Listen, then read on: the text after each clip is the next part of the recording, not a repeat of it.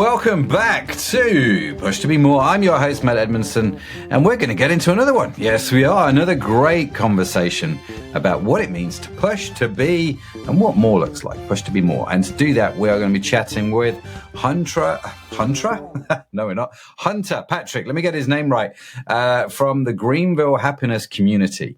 We're going to be diving into his life, his unique experiences, the hurdles he has had to push through, how he recharges his batteries, and what more looks like. We're going to be getting into that whole thing. And don't forget, let me tell you right here at the start, of course, the notes, the transcript, everything from today's show will be online for free at pushtobemore.com, which is, the website for the podcast. Obviously, pushtobemore.com. You can find out more information there. And sign up to the newsletter and all that sort of good stuff and see what's going on. We'd love to see you over there. So come join us at pushtobemore.com. Now, again, before we get into it, let me give a big shout out to today's show's sponsor, Pod Junction, run by the meticulous and fabulous Sadaf Bainon, are a great company that help you set up and grow your own podcast as a tool for your business outreach. So if you're looking to grow your business, whatever it is, whether it's like Hunter, real estate, whether it's like me, e-commerce, whatever it is, whatever your business is, podcasting is a great way to go and meet new people, to generate leads and to grow your business. And it's not a very competitive space doing it because there aren't that many people doing it the way that Pod Junction talk about how you can use podcasting to grow your business. But I get it. It might seem a bit daunting. It might seem a bit out there. That's what I thought when I first started. And you know what? Here I am. However many years later, it's been a long old road. I don't know if we've hit 1,000 podcasts yet, actually.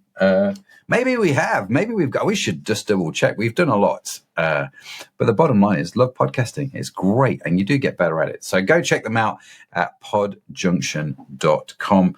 I'm sure Sadaf would love to talk to you. Okay, let's meet Hunter, a real estate agent and the founder of a Greenville, South Carolina community, bringing people together to foster happiness and meaningful connections. Launched in October 2024. That means it's pretty new. The group has grown and is growing and is turning into a bit of a thriving network. So we're going to find out all about it. We're going to hear about real estate in Greenville, South Carolina, no doubt. We're going to be having some fun. Hunter, welcome to the show, man. Great to have you. Oh, let me say, actually, big shout out to John Antonucci, who connected us. He was like, Matt, you really need to get Hunter onto the show. So John's a great guy, friend of the show. And I'm just like, well, okay, John, if you say so, let's do it, man. Let's get you on. And so I'm stoked you're here, bro. How are you doing today, Matt? Well, I don't know how you answer that question, Hunter, when people ask you that question. I have a standard answer, okay, which I've had to change recently. I'll tell you what I used to say, and then I will tell you what I now say.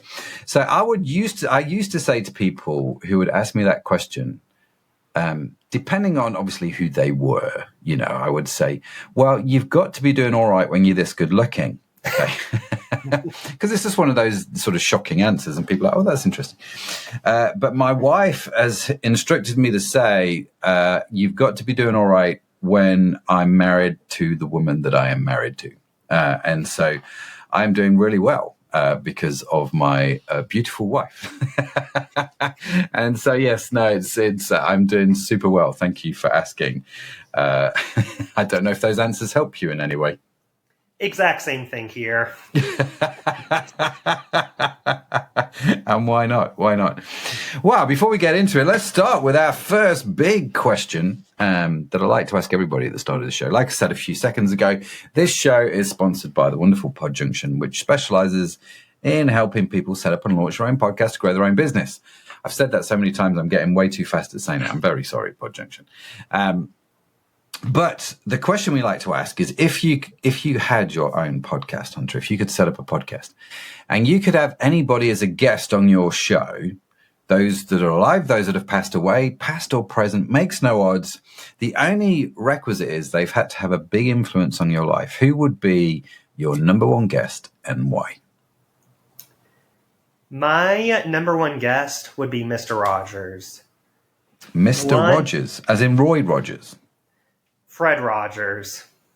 Okay. So, big former children's television host for a Mm-hmm. TV show, and his greatest strength is one that we never hear often of, and that's kindness. He is as big as he is because he was kind, because everyone loved him. He had a great heart, and that's not really something that you hear a lot of. I Mm. don't know much about politics around the world, but in the United States, kindness is not really something seen much Mm-hmm. nowadays. And so many people looking up to him in a world now that kindness is so easily mistaken for weakness. I'd love to know, how can you be so kind through it all, and how can you keep helping the world grow through that? That is a great answer. That is a really great answer. I'm fascinated by this because people come on the show, and I've heard a lot of different answers to this question. So I'd like to speak to my dad. Maybe he passed away when they were younger, or whatever. And I think all the answers are obviously very legitimate. But the thing I like about them is they're all deeply personal. So why is kindness the topic that resonates deeply with you? As said, the world can be a very harsh place, and I think about how I personally would like to be treated in the world. Mm-hmm. And above all, I mean, I'd love to be respected. I'd love to be praised. I'd love to, all these nice, positive things, but I'd ultimately love to meet someone and just be treated like an equal, be treated kind. I Yeah. taught for 5 years, the luxurious life of a geometry teacher. And Okay. what stuck to me the most for all the students I ever taught were those that were kind to me, kind to others, and I feel the students respected me so much more when I was not yelling at them, when I That's was true. not Yeah. nitpicking everything they did, but when I Mm-hmm. treated them like an actual person. Because Mm-hmm. I would say they're younger than me, little people, but most of them were twice my height, far deeper voice. But ultimately, when I just treated them like just anyone else and said, hey, said my thank you, said my pleases, Mm-hmm. they respected that. So much so that they said no other teachers really treated them that way. And now that I don't want to say I'm in the real world, but now that I'm not dealing with teenagers on a daily basis, I've realized those just basic skills taught all the way back in elementary school, primary school, they're how prominent they are today, just Mm. everywhere I go. That's really interesting. That's really interesting. It's one of those things. Kindness is one of those topics that I think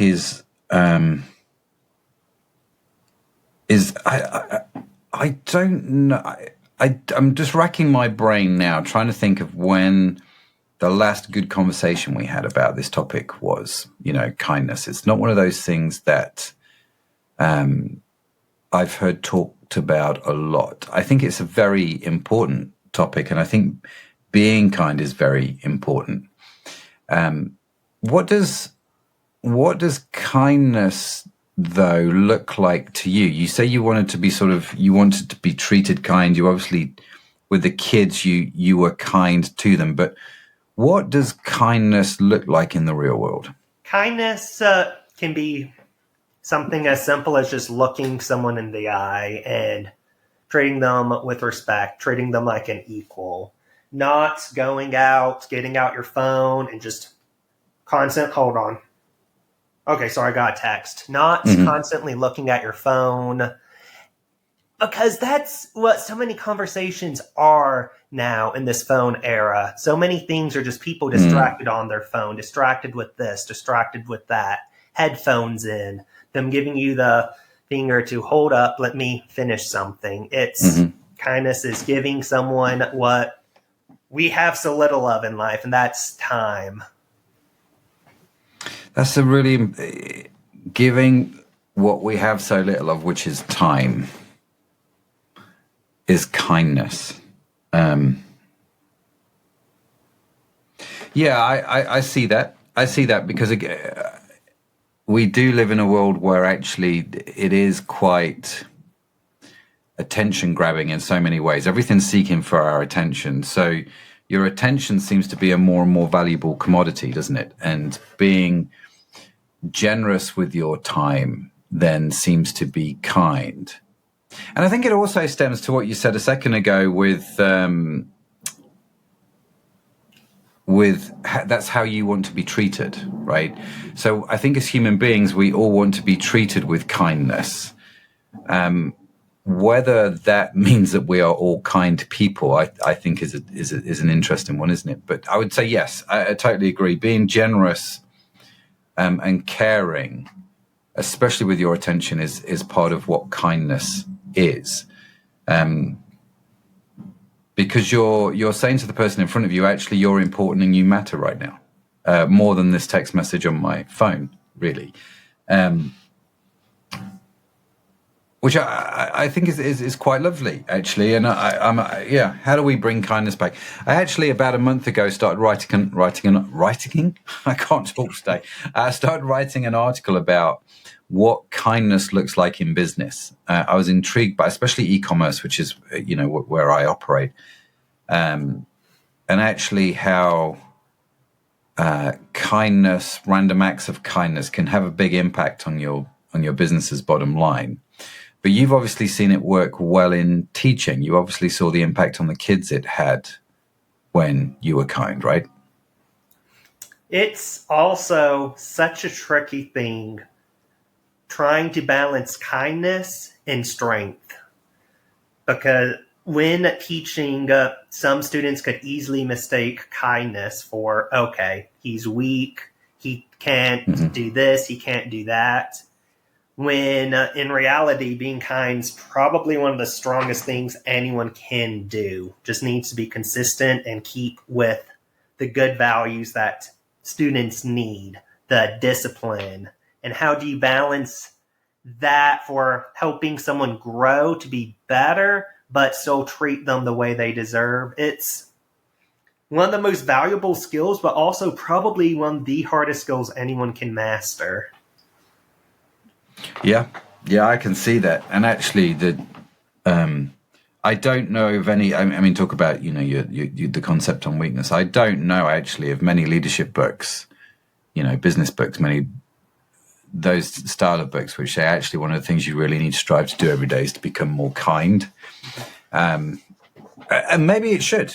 Maybe it should. I'm curious. Is this why you set up last year the community, which we said in the intro, it brings people together to foster happiness and meaningful connection? Is that the sort of story behind that? Kind of, yes and no.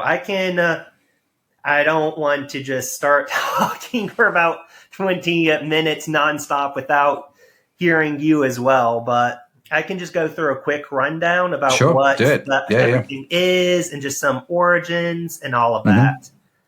It goes way back to when I was in college, or way back when I was just in regular school. So pre-college, my dream was to be a writer. That's what I wanted to do. I wanted to write the stereotypical great American novel. And I was in high school, and I'm like, I think I have the skills to write, but what I don't have the skills for is I don't have a girlfriend.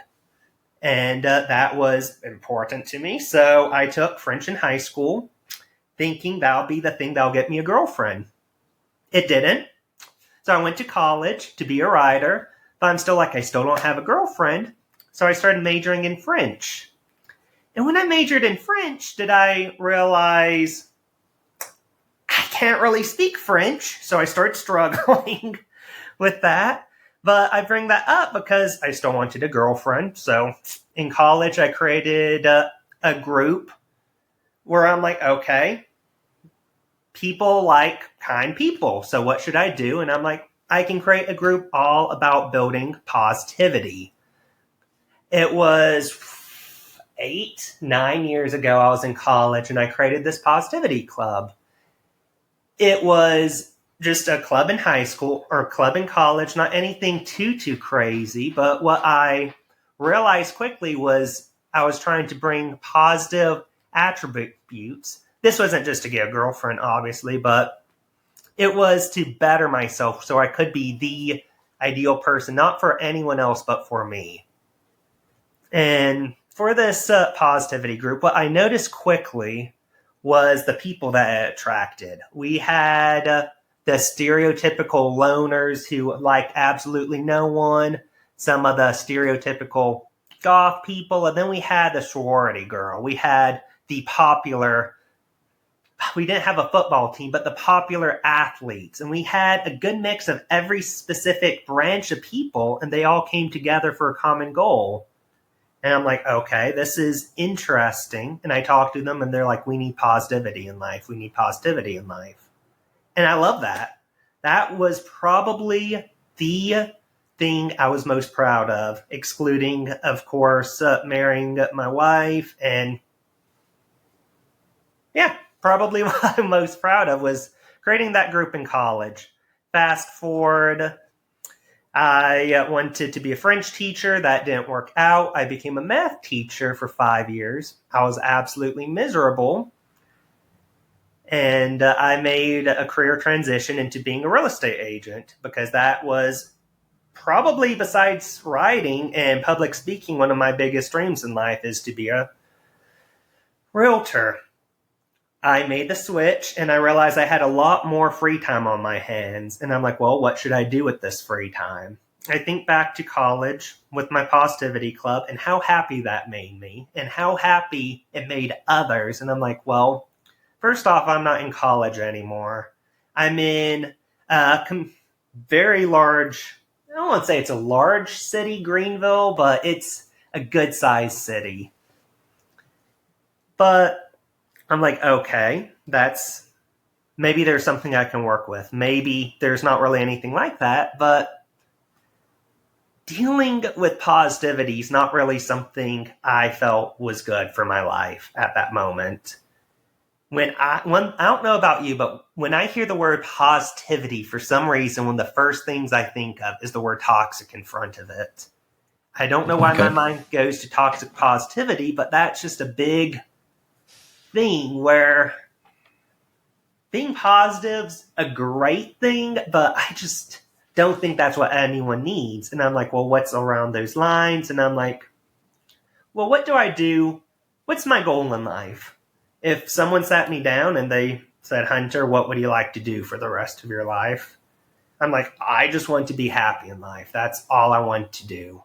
And I talk to anyone, and if you get down to the root of all of their problems, why they do everything they do, they said, I want to be happy. I want this person to be happy. I want this person to be happy. And I'm like, well, positivity, happiness, they're close enough, but not quite the same thing. So I'm like, let's go with happiness. And so a big part is I now had time. I had some experience in college trying to create something. But I also saw that the world's not a happy place right now, unfortunately. And I hear stories of, things were so much happier back then. I'm not going to say when back then is because everyone always says back then. But even hearing back then, people would say things were just happier further back. It was always prior people were happier, prior this, prior that. And just seemed like so many people were pushing away their happiness. And I didn't want that. I did not want to. The group is a very selfish thing because in my mind, I'm trying to give others what I'd like for myself. And I think selfishly, what would make me happy is social connection. And I can go very in-depth on what the group does, but long story short about whether or not kindness is what did everything. That's fascinating. Yes, I'm intrigued because it's listening to you talk. I'm thinking, yeah, you're right. Actually, everybody says they were happier times back then, right? And so I grew up in the 70s and 80s kid, which means everybody talked about how they were happier times in the 50s, the decade after the war, the boomer generation and all that sort of stuff. I grow up and I talk to my kids and I go, man, the 80s were just good fun. And I think part of that maybe is the fact that I was a kid, or a teenager in the 1980s. And what fascinates me actually as you're talking is the amount of us as people that say that the past was happier than the present, but we're anxious about tomorrow. Do you see what I mean? It's kind of reversed. Rather than hope would probably dictate that they were good days yesterday, and in front of me there's going to be a mixture of good days and bad days. Hopefully, though, the good days will be better than the good days that we've experienced. And actually there is a hope for the future. But actually putting happiness into the past and leaving it there, I think is a little bit self-sabotaging. But I can understand why people say that the past was happier. And I don't know whether that was partly because I was a kid, like I say, and I had zero responsibilities, really. Whether the world was a different place. I mean, you talk about how social connection gives you happiness, but at the same time, social connection, as in social media, is probably the biggest source of unhappiness for many, many people on the planet. I would have thought. I mean, I'm not a psychologist. I can tell you what I read, but so it's interesting how you sort of find yourself in this sort of quandary of, sort of where we're at, where we've been, understanding what it is you want. And so you decide to set up a happiness community, which I'm really fascinated by. I mean, so people obviously come because they want to maybe be happier, maybe be more fulfilled, I'm guessing. So without, spending too long on it, just give us one thing that you guys do in the community that sort of creates that. My favorite thing that I try to do, I'm going to be very, very, very general here. Mm-hmm. And that's to just form the social connections. Because, yes, with social media and all that, it's so, as you're kind of touching upon, things are so contradictory where you'll think, oh, yeah, being online makes people happier. It's not. Where I live, Greenville, it's a great place, especially being a real estate agent, because so many people are moving to Greenville. They move north, south, east, west. Everyone wants to move to Greenville. But the problem is everyone's a transplant. No one is from Greenville. We had a group event the other day, and one guy came to the meeting and he introduced himself saying, show of hands, who's from Greenville? And he's like, I'm a native. And he was proud of that. And he's proud because no one's a native to Greenville. And when everyone starts moving to all these places, the problem continues to be they don't really have anyone with them. They could have a spouse, they could have kids, they could have a parent, but they don't have that home base. They don't have that group of friends, family, nothing. Looking up what makes people happiest, looking up all the studies, all the books, all the podcasts. Two words keep popping up over and over and over again that people say is the key to happiness. And that's social connection, having those roots. And the fact that so many people are even from Greenville, so many people don't have those roots. And so my favorite thing we do, which I'm just talking in the broadest sense, is trying to build those connections for people. Because almost no one is from Greenville. Almost no one knows other people. And being able to go somewhere, meet someone, and building those bonds. We had a member, her name's Pam, for Thanksgiving Day. She hosted a bunch of people from the group. Another member named Carmenza, she hosted Christmas Day for members of the group. We've already had members celebrate holidays together because they might not have had a place to go, but they built their family. They built their own support. That is, at least in my opinion, what happiness is all about. It's interesting, isn't it? 'Cause I'm thinking. I live in the UK. I don't live in the States. I used to live in North Carolina for a little while, not too far from where you are right now. But if I go back in time and you went to a different place, like I've traveled a lot and I've gone to different cities and I've had to build things in different cities, right? In the UK, you would go to one or two places when you moved into a new town. You would either go to the church or you would go to the pub or you would go to both, right? And you would find community there. And the pub culture in the UK is all but gone compared to what it was for various different reasons. Church attendance, certainly in the traditional churches, seems to be declining. I mean, you could argue whether church attendance is declining or not. And we've had those conversations, but it seems to be that there is a void in the mechanism for social connection, right? Because people are not going to the church. People are not going to the pub. They're not going...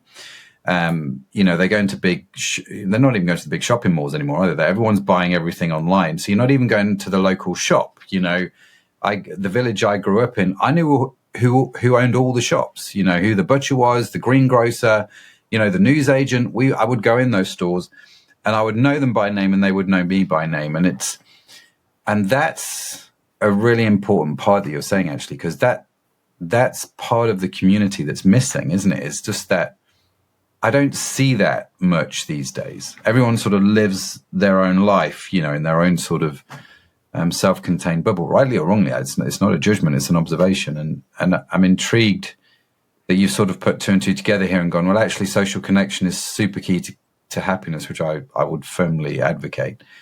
So let's create opportunity for social connection. Thank you. Yes. And I'm glad you brought up both church and pub, because both of those are great places to meet people. But yeah, people just aren't doing that here. And even for those people who go to church, I don't want to necessarily start a church, because then that alienates everyone who doesn't necessarily follow the specific religion. Mm-hmm. And we have lots of people in our group do not drink.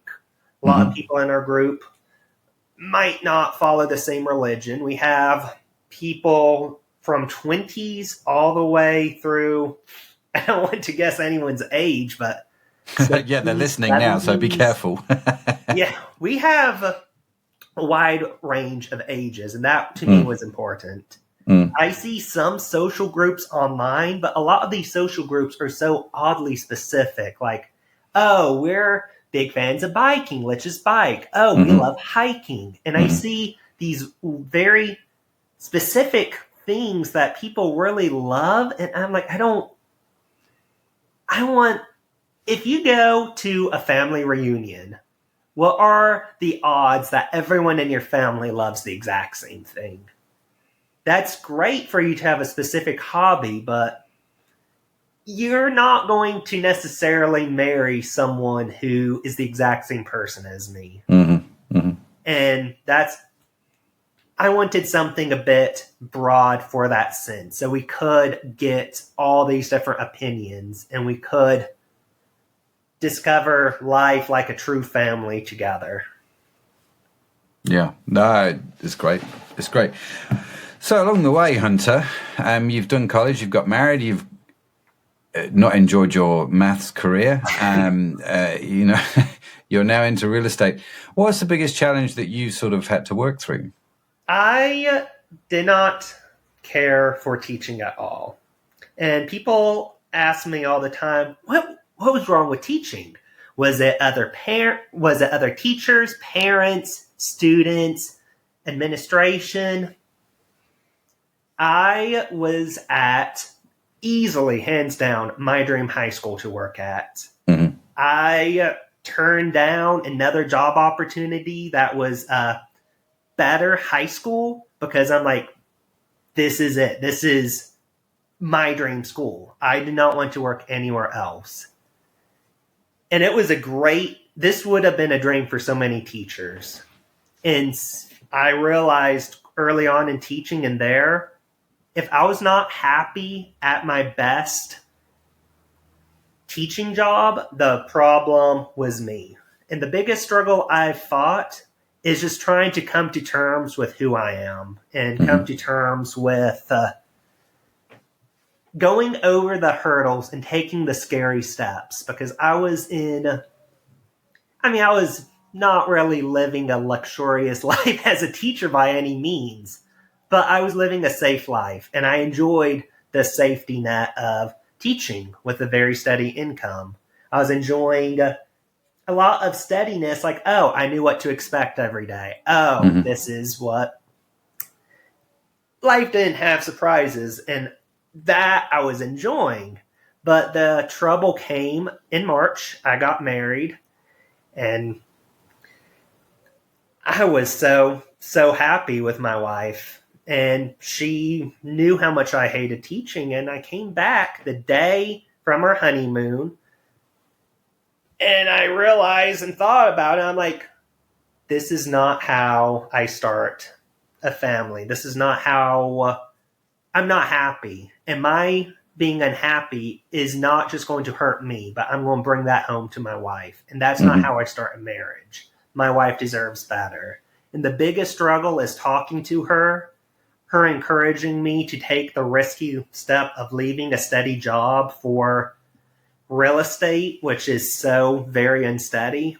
And biggest hurdle is just getting out of my mind and trying to see different possibilities and taking those risks.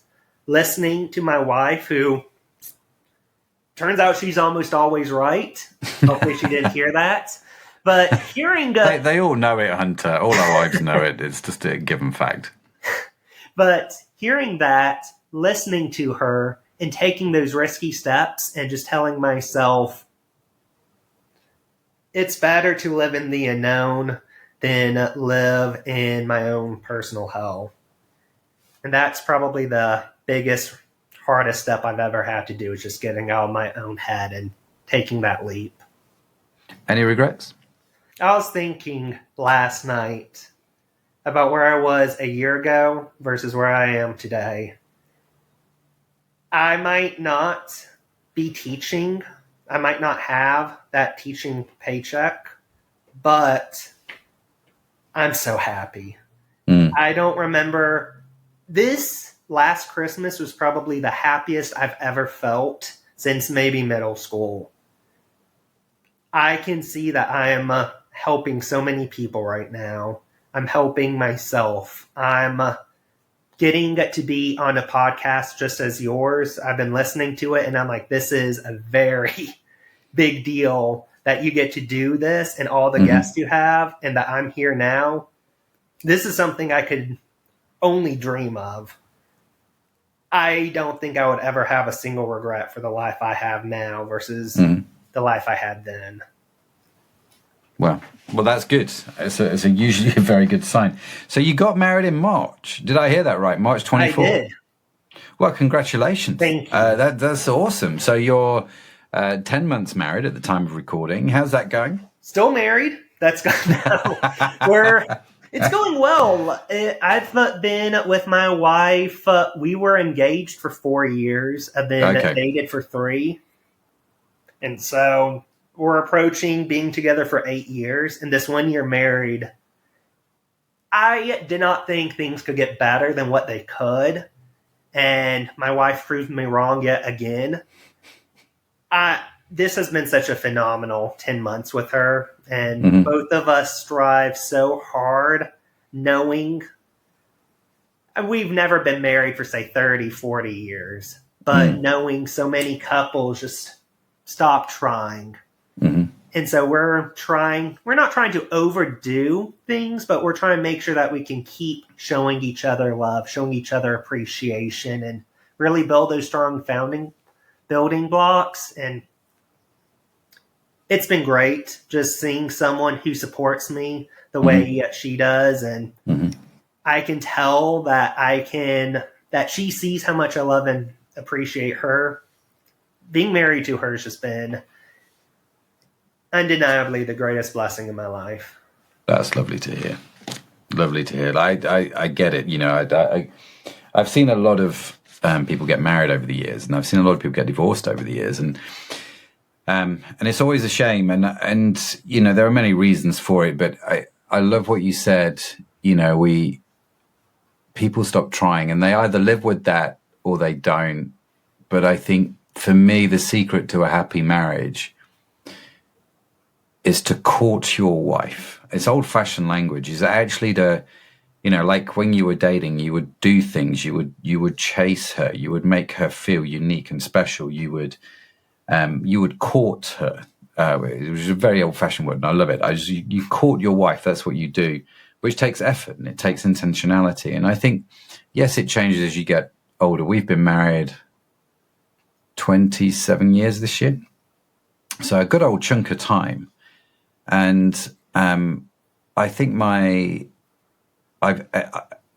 would say my marriage is in a much stronger place now than when we first got married. And super grateful for my wife, you know, like you, just super blessed as a result of my wife.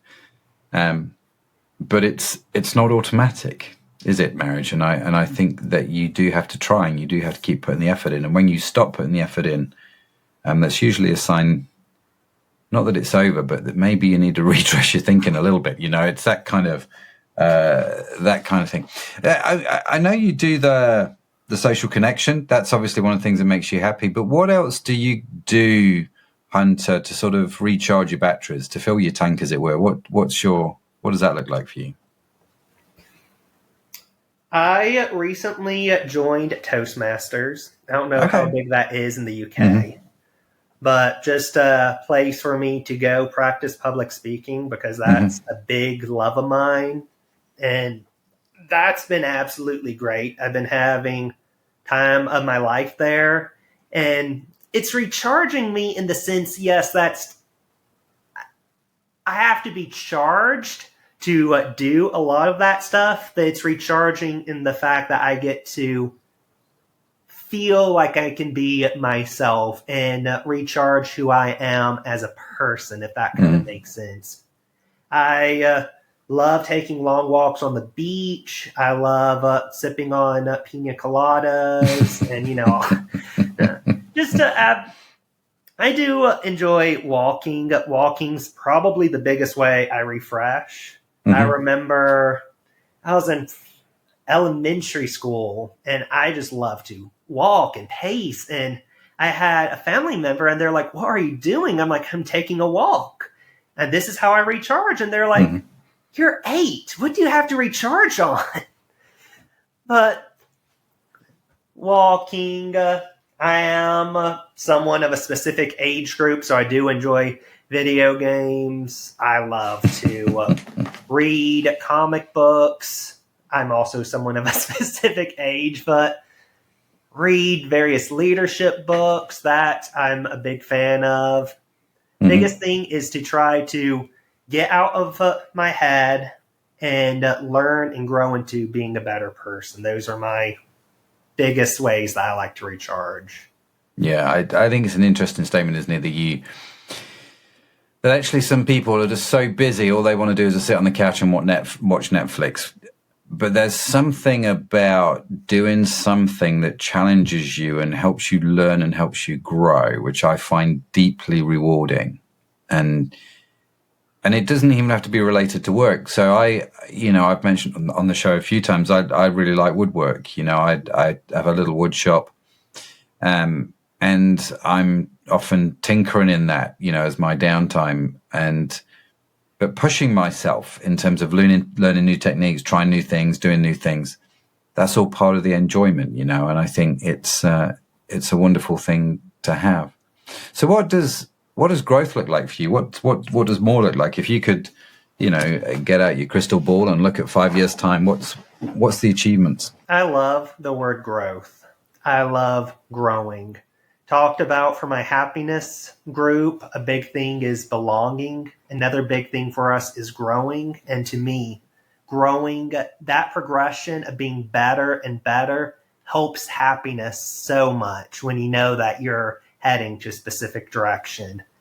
In 5 years' time, to me, perfect growth would be a bigger happiness group. Maybe not in terms of numbers, but in terms of what people have gotten out of it. Mm-hmm. My real estate, haven't talked much of being a real estate agent, but that's something that I've been wanting to do for so long. And growth there is about in where I am, 20% of real estate agents make it. Mm-hmm. I'm already doing better than other people around my same time, but growth is I'm still in the game. I'm still not only part of the game, but I'm still buying, selling. I'm doing all that stuff. I'm still working in real estate. I've talked about public speaking. I love public speaking, doing something like that. If being a part of a podcast like this, 5 years down the line, that would be me growing into someone. Mm-hmm. And going back to the start of the conversation, being kind, not losing who I am. I feel when people, I know you can read books on this, it's in a lot of film, documentaries. The more successful someone does, the more they lose themselves. The more they are no longer authentic to who they are, the less kind they are. Keeping who I am now, but having just different success criteria, as I mentioned, progressing, growing, and staying who I am, that to me is just the ideal success scenario in 5 years. Wonderful. I think we could all attest to something like that, Hunter. I really do. I'm aware of time, so quickly I'm going to refer to the question box. Dun, dun, dun, dun, dun. So I'm going to flick through the questions, Hunter. You're going to tell me when to stop. Where you say stop, that's the question I'm going to ask you. So let's go for it. Stop. Okay. So we have the question in the deck. What is the worst thing that could happen to you? The worst thing that could happen to me, I want to say death, but not death as in a literal death of me dying in a car crash. Worst thing that could happen to me is death of who I am. Death of my personality, my hopes, my dreams. Death of giving up. We talked about relationships and how we have to keep working on them. Mm-hmm. But it's death of me not wanting to keep working on myself. And that's something I strive to never let happen. I make sure that I always hit the gym 5 days a week. I make sure I read as often as I can. I take time for my wife. I call my wonderful parents several times a week. I do everything that I need to. Worst thing is just losing all hope in anything. That's a really powerful answer to the question. Really powerful. Hunter, listen, it's been great to chat to you, man. If people want to reach out, if they want to connect to you, maybe they're in Greenville, South Carolina. I don't know how many listeners we have in Greenville, South Carolina. But if you are in the Greenville, South Carolina area and would like to know more about the group, maybe, or even talking to you about real estate, what's the best way to reach you? Best way is definitely to find me on LinkedIn, Hunter T. Patrick. That should be in the show notes, I believe. It will be in the show notes. Yep. You can also reach me through email. It's hunt, hunt.t.patrick@gmail.com. That's the email address I use to find anything for inquiries with my group or just things in general. But those are probably the very best ways. Just message me on there, and I'd love to, if you're in the area, grab a coffee sometime. Or if you're not in the area, do something like what we're doing now, Matt. Just doing something virtually like this. And I'd love to just talk to you about everything that we do and just anything discussed. Fantastic. Fantastic. Well, like you said, we will, of course, link to your information in the show notes, which if you're listening to the podcast on a podcast player like Apple Podcasts or Spotify, we'll just scroll down because usually on your phone, you can click the links there. Of course, they will be on the website on the podcast episode page. Just go to Push to Be More, search for Hunter Patrick, and you will find this episode page with the notes, transcript, and all that sort of stuff with all the links as well. You can get them at pushtobemore.com. So, Hunter, listen, man, it's been brilliant talking to you. I've really enjoyed it. Thank you so much for joining us. And we were talking before we hit the record button. This is actually the first podcast you've done. How was it for you? Wish I was on a different one. No, it was great. It's a great experience. Thank you, Matt. Now, you hear some podcasts hosts, and they would rather be doing anything else. And it seems like you truly want to be here. And I appreciate all the time and energy you put into this podcast itself and everything else that you've done with Push to Be More. So, oh, bless you. Thank you. Well, no, it's been great having you on. I just loved your answer. No, actually, Matt, you should have said, Hunter, well, the first podcast, I thought I was great, but you as a host could really do some work.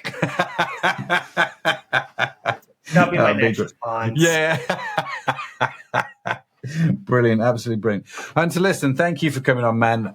It's been great. And let me do the huge round of applause then. There we go. Yes. It's been great having you on. Huge thanks also for today's show sponsor, Podjunction. Like I said, if you're in business, whatever the businesses you're in, I'm going to pretty much guarantee that podcasting is going to be a great vehicle to help you grow your business. So go connect with them, podjunction.com. Talk to Sadaf. She'll tell you how to do it. It's going to be fine. Now, remember, keep pushing to be more. Don't forget to follow the show wherever you get your podcasts from, because we've got some more great conversations lined up. And, of course, I don't want you to miss any of them. And in case no one has told you yet today, let me be the first. You are awesome. Yes, you are created awesome. It's just a burden you've got to bear. Hunter has to bear it. I have to bear it. You've got to bear it as well. Now, Push to Be More is brought to life, like I say, by the amazing Podjunction. Transcript, show notes on podjunction.com. But that's it. That's it from me. That's it from Hunter. Thank you so much for joining us. Have a phenomenal week wherever you are in the world. I'll catch you next time. But until then, keep pushing, and bye for now.